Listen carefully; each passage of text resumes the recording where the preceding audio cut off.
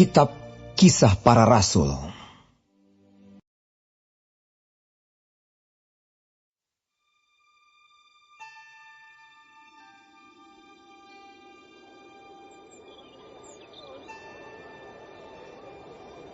waktu itu dalam jemaat di Antiokhia ada beberapa nabi dan pengajar, yaitu Barnabas dan Simeon yang disebut Niger, dan Lukius orang Kirene, dan Menahem yang diasuh bersama dengan raja wilayah Herodes dan Saulus. Pada suatu hari ketika mereka beribadah kepada Tuhan dan berpuasa, berkatalah Roh Kudus, "Khususkanlah Barnabas dan Saulus bagiku untuk tugas yang telah kutentukan bagi mereka." Maka berpuasa dan berdoalah mereka. Dan setelah meletakkan tangan ke atas kedua orang itu, mereka membiarkan keduanya pergi. Oleh karena disuruh Roh Kudus, Barnabas dan Saulus berangkat ke Seleukia, dan dari situ mereka berlayar ke Siprus. Setiba di Salamis mereka memberitakan firman Allah di dalam rumah-rumah ibadat orang Yahudi. Dan Yohanes menyertai mereka sebagai pembantu mereka. Mereka mengelilingi seluruh pulau itu sampai ke Pafos. Di situ mereka bertemu dengan seorang Yahudi bernama Bar-Yesus. Ia seorang tukang sihir dan nabi palsu.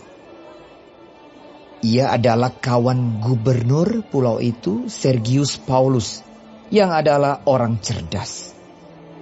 Gubernur itu memanggil Barnabas dan Saulus karena ia ingin mendengar firman Allah.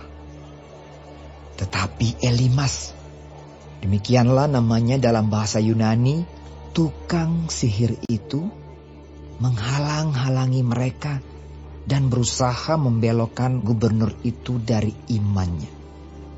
Tetapi Saulus, juga disebut Paulus, yang penuh dengan Roh Kudus, menatap dia dan berkata, "Hai anak iblis, engkau penuh dengan rupa-rupa tipu muslihat dan kejahatan. Engkau musuh segala kebenaran. Tidakkah engkau akan berhenti membelokkan jalan Tuhan yang lurus itu? Sekarang, lihatlah, tangan Tuhan datang menimpa engkau, dan engkau menjadi buta. Beberapa hari lamanya engkau tidak dapat melihat matahari." Dan seketika itu juga orang itu merasa diliputi kabut dan gelap. Dan sambil meraba-raba, ia harus mencari orang untuk menuntun dia. Melihat apa yang telah terjadi itu, percayalah gubernur itu. Ia takjub oleh ajaran Tuhan. Lalu Paulus dan kawan-kawannya meninggalkan Pafos dan berlayar ke Perga di Pamfilia. Tetapi Yohanes meninggalkan mereka lalu kembali ke Yerusalem. Dari Perga mereka melanjutkan perjalanan mereka, lalu tiba di Antiokhia di Pisidia. Pada hari Sabat mereka pergi ke rumah ibadat, lalu duduk di situ. Setelah selesai pembacaan dari hukum Taurat dan kitab nabi-nabi, pejabat-pejabat rumah ibadat menyuruh bertanya kepada mereka, "Saudara-saudara, jikalau saudara-saudara ada pesan untuk membangun dan menghibur umat ini, silakanlah." Maka bangkitlah Paulus. Ia memberi isyarat dengan tangannya, lalu berkata, "Hai orang-orang Israel, dan kamu yang takut akan Allah, dengarkanlah. Allah umat Israel ini telah memilih nenek moyang kita dan membuat umat itu menjadi besar ketika mereka tinggal di Mesir sebagai orang asing. Dengan tangannya yang luhur, ia telah memimpin mereka keluar dari negeri itu. 40 tahun lamanya ia sabar terhadap tingkah laku mereka di padang gurun. Dan setelah membinasakan 7 bangsa di tanah Kanaan, ia membagi-bagikan tanah itu kepada mereka untuk menjadi warisan mereka selama kira-kira 450 tahun. Sesudah itu ia memberikan mereka hakim-hakim sampai pada zaman Nabi Samuel.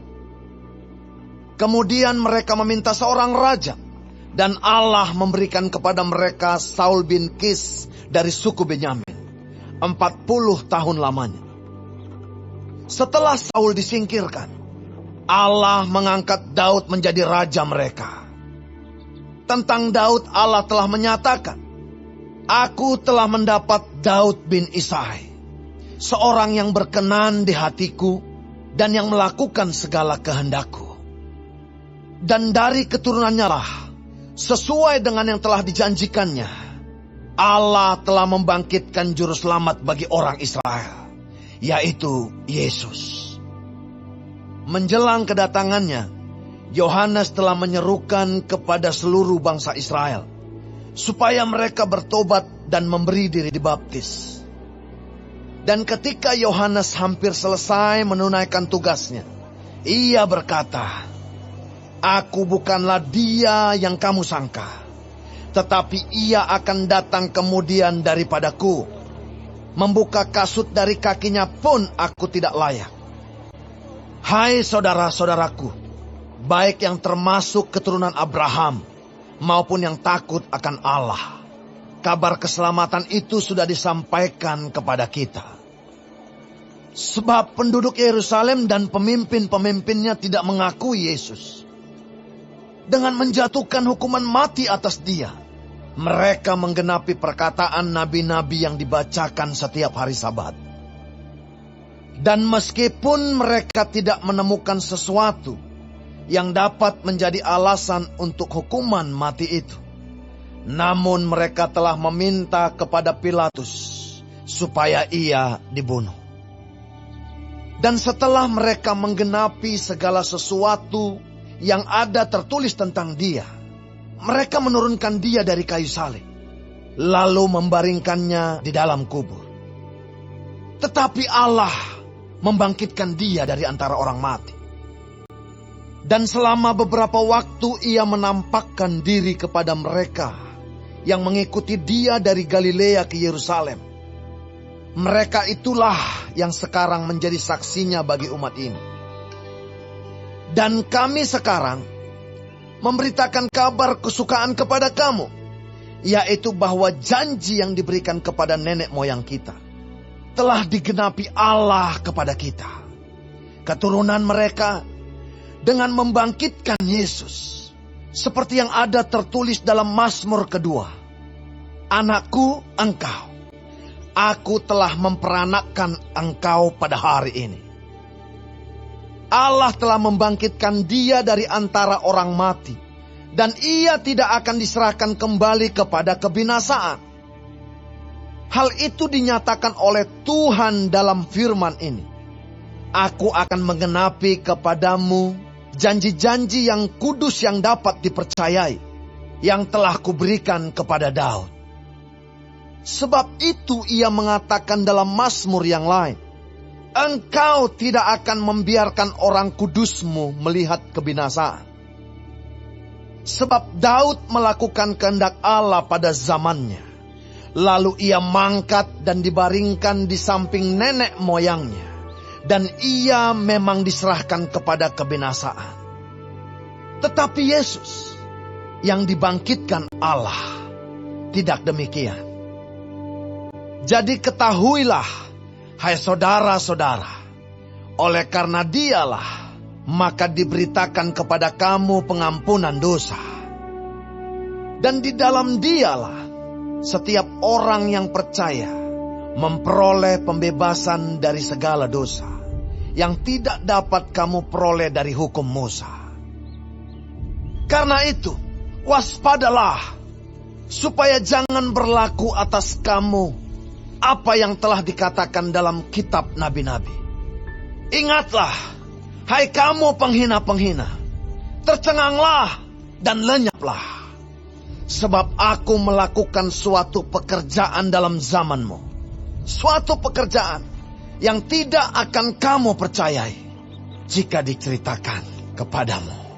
Ketika Paulus dan Barnabas keluar, mereka diminta untuk berbicara tentang pokok itu pula pada hari Sabat berikutnya. Setelah selesai ibadah, banyak orang Yahudi dan penganut-penganut agama Yahudi yang takut akan Allah mengikuti Paulus dan Barnabas. Kedua rasul itu mengajar mereka dan menasihati supaya mereka tetap hidup di dalam kasih karunia Allah. Pada hari Sabat berikutnya datanglah hampir seluruh kota itu berkumpul untuk mendengar firman Allah. Akan tetapi, ketika orang Yahudi melihat orang banyak itu, penuhlah mereka dengan iri hati dan sambil menghujat, mereka membantah apa yang dikatakan oleh Paulus. Tetapi dengan berani, Paulus dan Barnabas berkata, memang kepada kamulah firman Allah harus diberitakan lebih dahulu. Tetapi kamu menolaknya dan menganggap dirimu tidak layak untuk beroleh hidup yang kekal. Karena itu kami berpaling kepada bangsa-bangsa lain.